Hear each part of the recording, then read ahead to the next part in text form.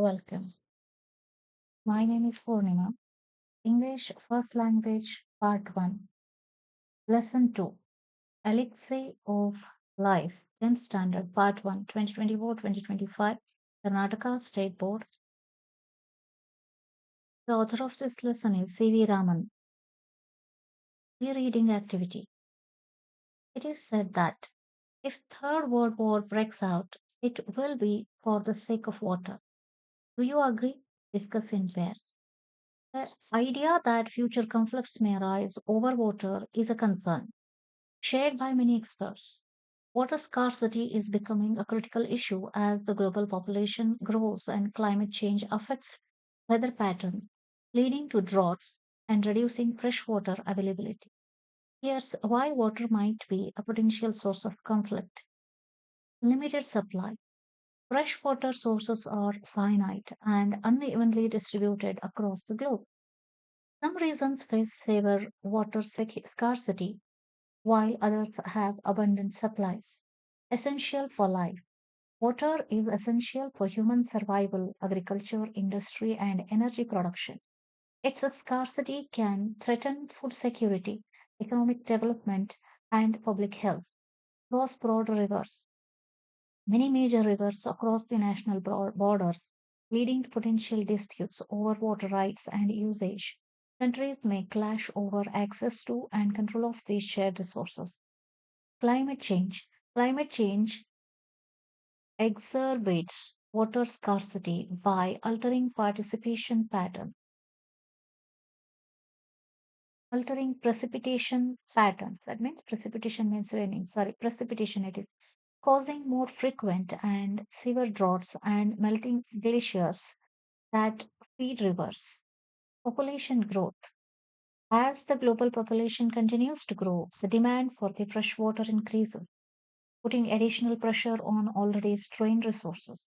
While it's difficult to predict the future, these factors highlight the importance of sustainable water management and international cooperation to prevent conflicts over this precious resource.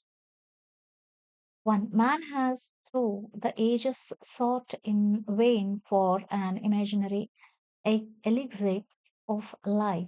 Here, elixir, the pronunciation of this R is silent here, the divine Amrita to confer immortality. But the true elixir of life lies near to our hands, for it is the commonest of all liquids, plain water. So, I remember one day standing on the line which separates the Libyan deserts from the valley of the Nile in Egypt. On one side was visible a sea of billowing sand, without a speck of green or a single living thing anywhere visible on it, while on the other side lay one of the greenest, most fertile, and densely populated areas to be found anywhere on the earth, teeming with life and vegetation. What made this wonderful difference?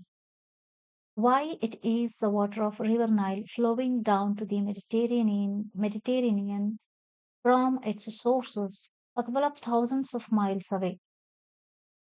3. Geologists tell us that the entire soil of Nile Valley is the creation of the river itself.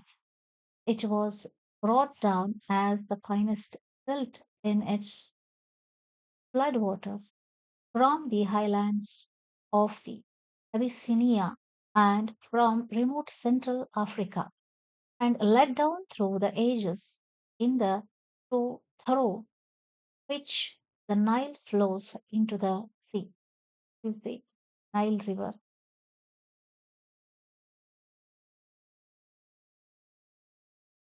Nile River.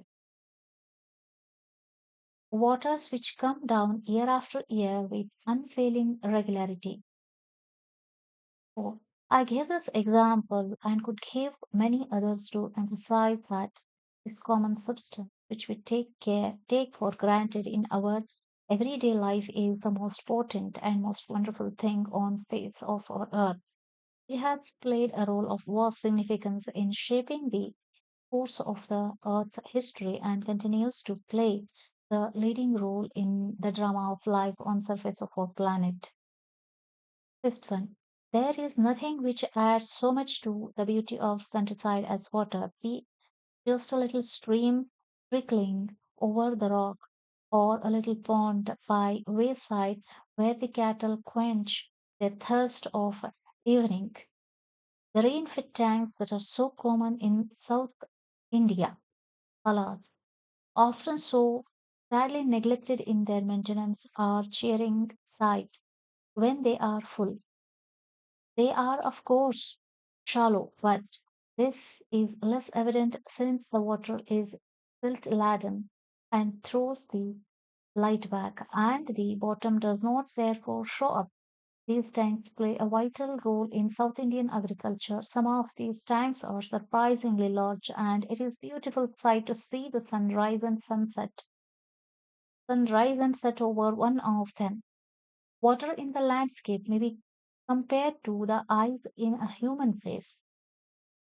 It reflects the mood of the hour, being bright and gay when the sun shines, turning to dark and gloomy when the sky overcast. 6. One of the most remarkable facts about the water is its power to carry silt and finally divided soil in suspension. This is the origin of the characteristic color of the water in rain-fed tanks. This color varies with the nature of the earth in the catchment area and is most vivid immediately after a fresh inflow following rain. Swiftly flowing water can carry fairly large and heavy particles. The finest particles, however, remain floating within the liquid in spite of their greater density and are, of course, extremely small, but their number is also great. 7. The flow of water has undoubtedly played a great part and a beneficent one in the geological process by which the soil on the Earth's surface has been formed from the rocks of its crust.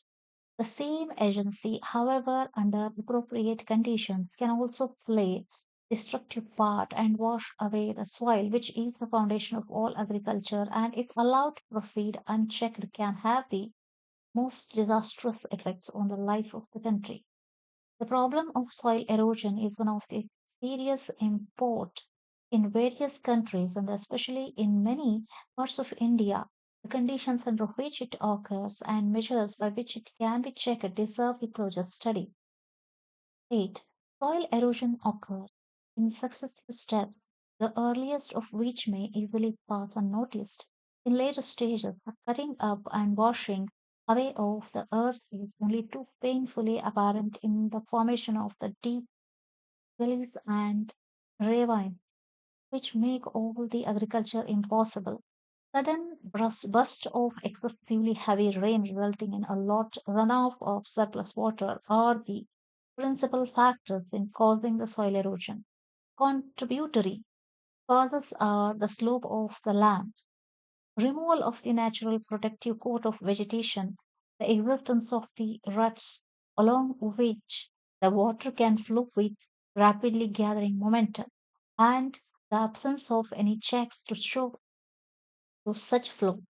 Incredibly large quantities of precious soil can be washed away if such conditions exist, as is unhappy too often the case. 9. The many soil erosion, which soil erosion presents to the continuance of successful agriculture is an alarming one in many parts of India, calling urgently for the attention and preventive action. The terracing of the land, the construction of bunds to check the flow of water, the practice of counter cultivation, and planting of appropriate types of vegetation are amongst the measures that have been suggested. It is obvious that the aim should be to check the flow of water at the earliest possible stage before it has acquired any appreciable momentum and correspondingly large destructive power. 10.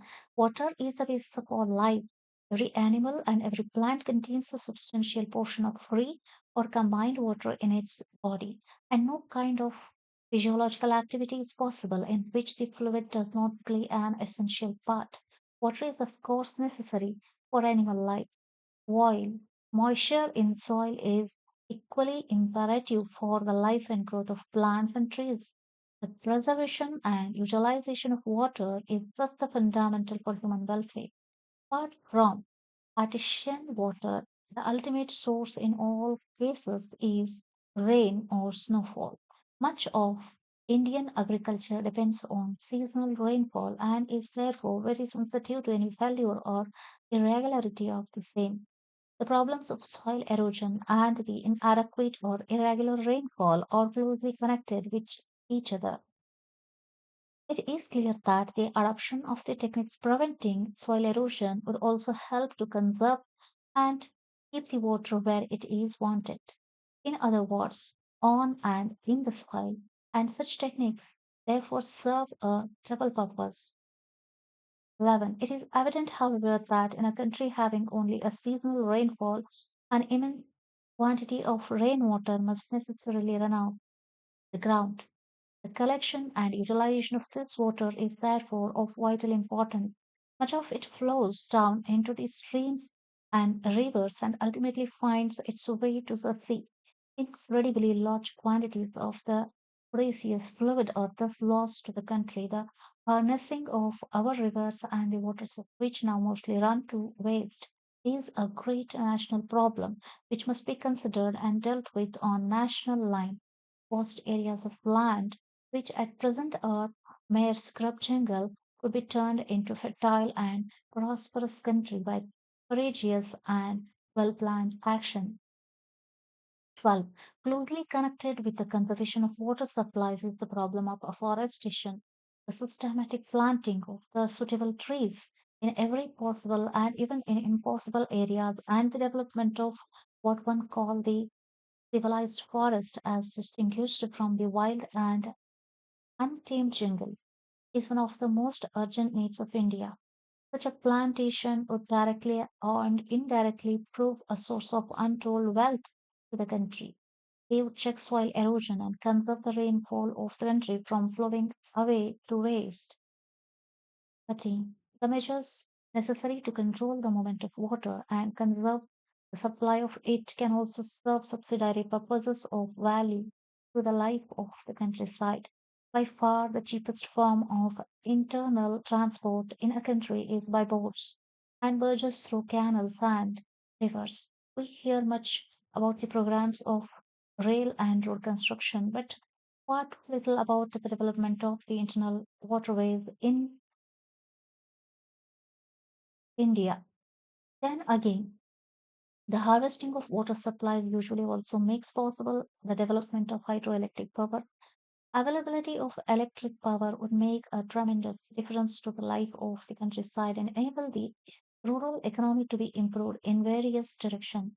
In particular, it would enable the underground water to be tapped to get to a greater extent than at present, and thus help to overcome the difficulties arising from irregularity and inadequacy of the other sources of supply. 14. In one sense, water is a commonest of liquids. In another sense, it is the most uncommon of liquids with amazing properties which are responsible for its unique power of maintaining animal and plant life. The investigation of the nature and properties of water is therefore of the highest scientific interest and is far from an exhausted field of research. Please like, share, subscribe, and save the playlist. Thank you very much. Bye bye.